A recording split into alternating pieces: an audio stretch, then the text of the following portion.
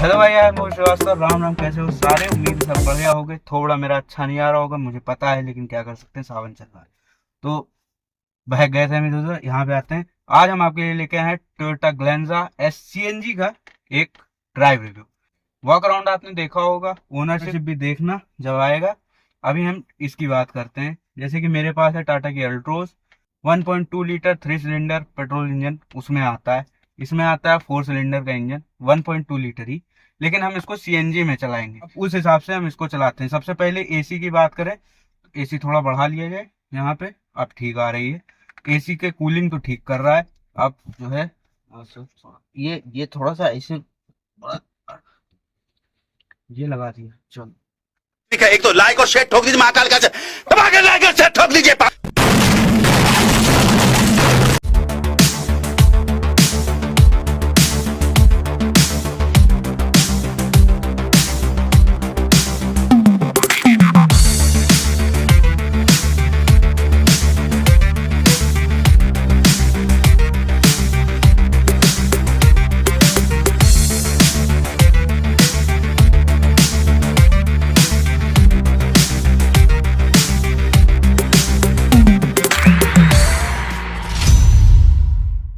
Steering feedback की बात करें, जैसे खड़ी गाड़ी में मेरा थोड़ा लाइट रहता है, यहाँ पे हल्का चाहिए, हार्ड लगता है। लेकिन जब चलाते हो आप, चलाओ, ये जो फील है ना, ये इसमें नहीं आता। ये हम ढूंढते रहते हैं अपनी गाड़ी में, लेकिन हमको मिलता नहीं है।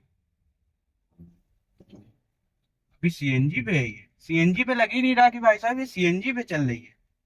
सबसे बढ़िया फायदा तो ये है, कहीं से नहीं लग रहा भाई साहब कि आप सीएनजी गाड़ी चला रहे हो।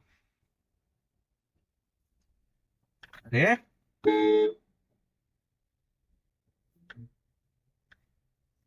स्टीयरिंग फीडबैक जब गाड़ी चलती है तब सही रहता है इसका।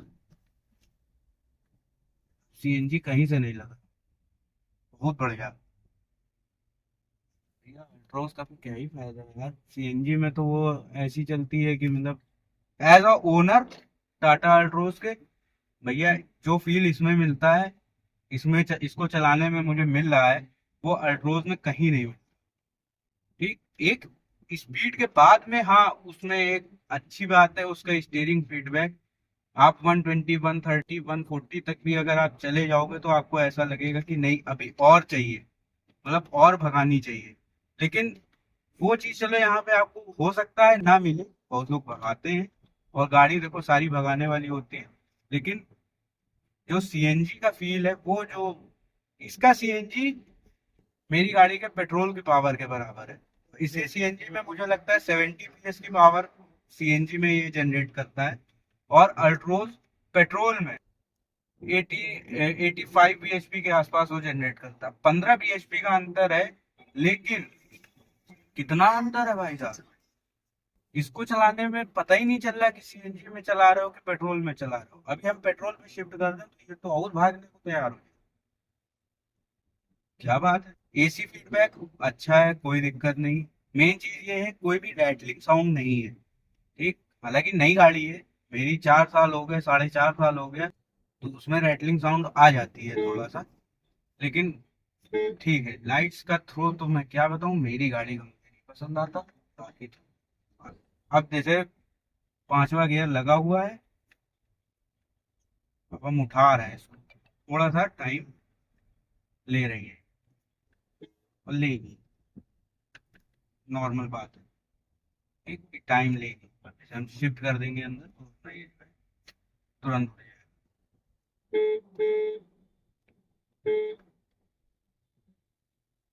स्टीयरिंग फीडबैक इसका अगर हम 8 दे रहे हैं तो टाटा ज्यादा फर्क नहीं है। लेकिन हाँ, जो टॉप स्पीड का और जो बिल्कुल खड़ी गाड़ी का जो स्टीयरिंग का फीडबैक है, उसमें डिफरेंस आपको मिलेगा। ठीक, और टाटा की गाड़ी का जो स्टेबिलिटी है वो आपको कहीं ना कहीं अच्छी मिलेगी। टियागो, टिगोर और ये अल्ट्रोज, ठीक है, इनमें आपको हाई स्पीड स्टेबिलिटी अच्छी मिलती है।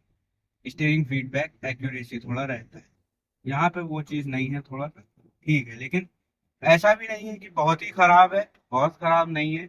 इसीलिए हमने कहा कि मैं अल्ट्रोज को अगर 9 दूंगा तो इसको मैं स्टीयरिंग फीडबैक के मामले में 8 दे दूंगा। इंजन में तो मैं अल्ट्रोज को तो 5 ही दूंगा, इसको मैं 10 दे दूंगा, क्योंकि इंजन टाटा पता नहीं क्या कर रहा है। ऊपर से डब्बा चमका दिया, फीचर्स दे दिए, सब दे दिया। अंदर का मेन जो चीज है भैया, जिससे गाड़ी चलेगी, गाड़ी तो इंजन से चलेगी, वो तो कम से कम ढंग का दे दो यार। वही तुम 3 सिलेंडर पे आ गए हो। तर्क क्या दोगे? स्विफ्ट में 3 सिलेंडर, अरे स्विफ्ट का 3 सिलेंडर, इसका 3 सिलेंडर में कुछ तो फर्क है। वो 28-29 का एवरेज दे रही, तुम्हारी गाड़ी दे रही है 28-29 का। जो ले रहा हो 13-14 पे अटका हुआ हाईवे पे जाता है 17-18 दे रहा, वो भी सोचता यार क्या थोड़ा तो एवरेज बढ़ा दो। 60 पे चलाएगा तो भी वो 21-22 का एवरेज देगी। क्या मतलब है? क्या चले, मतलब क्या करेगा? गाड़ी खड़ी कर दे क्या? तो वो तो करेगा नहीं। अब हम लोग हैं थोड़ा सा भाई चला लेते हैं, इच्छा होती चलाने की, लेकिन एवरेज देख के तो मूड की ऐसी तैसी हो जाती है। ठीक, तो ये टाटा टाटा वालों थोड़ा तो ध्यान दे दो यार। ऐसा मुझे बुराई करनी पड़ती, मुझे नहीं अच्छा लगता, लेकिन हम अपनी गाड़ी की बुराई कर रहे हैं, कंपनी की नहीं बुराई कर रहे हैं। कंपनी अच्छी है, सब अच्छा है, और बिल्ड क्वालिटी आप दे देते हो अच्छी, जो कि अच्छी बात है। सेफ्टी होनी चाहिए। सेफ्टी का खैर यहाँ पे क्या बताएं, वैसे तो 6 एयर बैग दे दो, कहने को 6 एयर बैग हैं, लेकिन ट्राइड एंड टेस्टेड होना चाहिए। ट्राइड एंड टेस्टेड नहीं रहता है, कोई दिक्कत नहीं। लेकिन एक चीज अच्छी लगी कि डिजायर में उन्होंने 5 स्टार थोड़ा दिया, तो वो चीज अच्छी लगी कि कम से कम मारुति भी दे सकती है। ऐसी बात नहीं है कि दे नहीं सकती, मारुति दे सकती है। मारुति हो गई, टोयोटा हो गया। मारुति इसलिए बार बार निकल रहा है क्योंकि गाड़ी सेम है यार, मैं क्या करूं। बड़ा ध्यान देना, जब लोगो देखता हूँ तब याद आता है कि नहीं टोयोटा है। ऐसे देखो तो मारुति लगती है मेरे को। तो खैर कोई फर्क नहीं है मारुति टोयोटा में। अब टोयोटा वाले रीबैच करके दे रहे हैं, खैर उनको भी अपनी सेल्स बढ़ानी है तो क्या कर सकते हैं, सही है। लेकिन उस हिसाब से जिस प्राइस रेंज पे आपको ये मिलेगी लगभग 10 के आसपास, ये वाला मॉडल पड़ेगा एस सी ग्लैंजा SCNG, लगभग 10 के आसपास पड़ता है। बलिनो का डेल्टा मॉडल पड़ता है। अगर आप अल्ट्रोज का लोगे तो अल्ट्रोज का प्योर प्लस जो मॉडल आता है वो लगभग 10 के आसपास ही पड़ता है CNG में। फर्क क्या है? बलिनो अल्ट्रोज, बलिनो और ये लोगे तो आपको एवरेज अच्छा मिलेगा, इंजन फीडबैक अच्छा मिलेगा, ठीक है, रिलायबिलिटी अच्छी मिलेगी, और बिल्ड क्वालिटी तो खैर नहीं कह सकते, लेकिन ये है रिलायबिलिटी, इंजन, एवरेज, तीनों चीजें आपको टोयोटा में, बलिनो में मिलेंगी। अल्ट्रोज में रिलायबिलिटी का कोई पता पता नहीं है। इंजन वो 3 सिलेंडर दे रहे हैं, ठीक, भागने में उसको सदियों बीत जाती है, वो भागता ही नहीं है, ठीक। तो ये चीजें तो आपको कॉम्प्रोमाइज करनी पड़ेंगी अगर आप टाटा की अल्ट्रोज लेने जा रहे हो। फीचर्स नो डाउट उसमें बहुत अच्छे दे दिए। LED हेडलैम्प्स दे दिए हैं, LED टेल लैंप्स दे दिया है, अंदर बड़ा सा टीवी घुसेड़ दो, सब दे देते हैं, ठीक। तो लेकिन उसको मेंटेन नहीं कर पाते हो, पेट्रोल पे हो गए। 5वें गियर पे है, पेट्रोल से इंजन तो फर्क ही नहीं पड़ता है।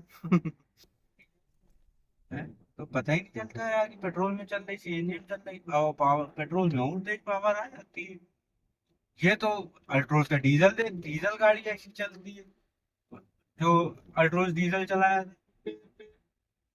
यहाँ पे ये फर्क है। अभी देखते हैं 80 तक पहुंच गई है पेट्रोल पे।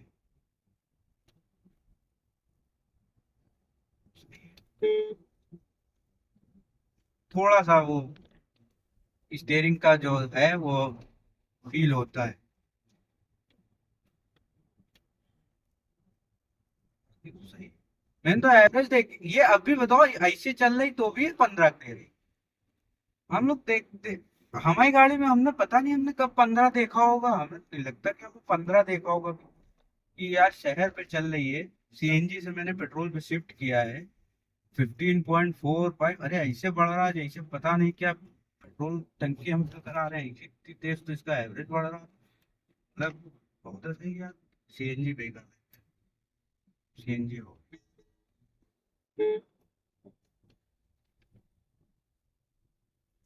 सही है। क्या ही बोलूं मैं, शांत कर दिया बिल्कुल यार। गाड़ी ने ऐसा फीडबैक दे दिया, मतलब चलाने में बहुत सही है। चलाने का तो ये तो देखो बहुत सही है, चलाने में बढ़िया है। बाकी चीजें थोड़ी होती रहती, थोड़ी बहुत ठीक है, चलाने में अच्छी है। एवरेज मेन चीज है इंडिया में, एवरेज। एवरेज देखना भी चाहिए। आप केवल आप ये ना देखो कि जो है गाड़ी में ये फीचर्स मिल रहे, फीचर्स भले कम मिले, अगर आपको एवरेज अच्छा मिल रहा है, लाइबिलिटी अच्छी मिल रही है, गाड़ी वही अच्छी होती है। ठीक, फीचर्स आप ले लोगे, कितने दिन इस्तेमाल करोगे? ज्यादा से ज्यादा 1 महीना, 1.5 महीना, 2 महीने। एडैस के अलावा मुझे नहीं लगता कि कोई ऐसा फीचर होगा जो आप परमानेंट इस्तेमाल करोगे। सनरूफ आदमी ले लेता है, सनरूफ भी पता नहीं कब खोला हो, कुछ याद भी नहीं रहता लोगों को कि लास्ट उन्होंने कब खोली हो। ठीक, तो इसलिए फीचर्स के पीछे आप ज्यादा ना भागिए। आप आपको अपनी गाड़ी में क्या चीजें जरूरी है वो आप देखिए, तब गाड़ी। एवरेज के लिए तो यही यही चीजें अच्छी है। स्विफ्ट क्यों नहीं लिया? स्विफ्ट में तो भरोसा नहीं था। हाँ, भरोसा क्या नहीं था, मारुति की तो थी। थोड़ा सा नीची लगती है। तो नीची तो ये कौन सा बहुत ऊंची हो गई? ओके टाइप है। अब देखो एक चला रहे ना, तो वो ड्राइव फील जो पता है आपको, उस पर आप ज्यादा भरोसा करते हो। तो सही। फ्रॉन्क्स चला रहे हैं तो हमें उसका ड्राइव फील पता है। अच्छा हाँ, उसमें और सबसे बड़ी बात, हाँ, स्विफ्ट ना लेने का कारण ये है कि इस रेंज में उसमें ईएसपी नहीं है। इसमें ईएसपी है, ESP आता इसमें हिल असिस्ट है, उसमें नहीं है। उसमें शायद ईएसपी है पर हिल असिस्ट नहीं है, इसमें है। है, हिल असिस्ट उसमें नहीं आता। हाँ, इसमें तो है। वो भी चीज है। दूसरा सिलेंडर कर दिया है, हाँ, चलाई है। स्विफ्ट में भी बहुत ज्यादा, मतलब अगर पेट्रोल लेनी तो स्विफ्ट सही है। पेट्रोल में उसका अच्छा पिकअप अच्छा है। BMW की भी वीडियो बनाई।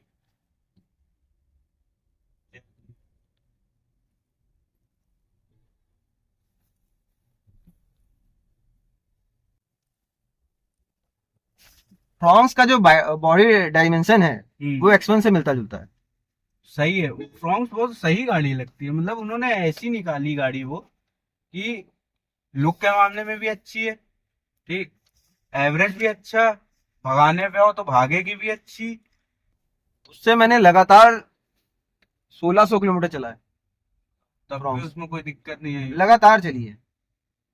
जो मतलब बीच में 800 किलोमीटर के बाद में करीब 3 घंटे का हॉल्ट था, हाँ, बस। 3 घंटे, 3 घंटे हॉल्ट क्या ही halt भी, लेकिन ये सब गाड़ियां चल जाती हैं, इतना कोई दिक्कत नहीं होती। और हम लोग नहीं, सिंगल ड्राइवर में। सिंगल ड्राइव, सिंगल ड्राइव में तो बहुत मतलब बोरियत सी लगती है। लेकिन चलो सही है। इसका एसी भी अच्छा है, तुरंत ठंडा करता है। बस ये स्टीयरिंग फीडबैक थोड़ा सा बेहतर होना चाहिए, स्टीयरिंग फीडबैक थोड़ा सा बेहतर, बाकी सही। तो स्टेयरिंग के मामले में अभी तक फोर्ड से अच्छा मुझे कोई नहीं लगा। हाँ, फोर्ड का तो अलग ही लेवल का स्टीयरिंग। फोर्ड हो गया, VW हो गया, जैसे पोलो चलाया था, तो पोलो जैसा स्टीयरिंग फीडबैक तो आज तक मुझे कोई गाड़ी मिला ही नहीं। वो भी लगभग इसी प्राइस में आ जाती थी, लगभग 8, 9, 10 के आसपास पड़ती थी। पोलो और पोलो। इको स्पोर्ट को ही तो लोग मिस करते हैं। अब क्या फायदा मिस करने का, पहले करना चाहिए था। जब गाड़ी चली जाती है तब मिस करने लगते हैं लोग, जब तक कंपनी रहती है तब उसकी कोई इज्जत नहीं होती। अच्छी गाड़ियों को फीचर्स फीचर्स की वजह से उनको आदमी छोड़ दिया।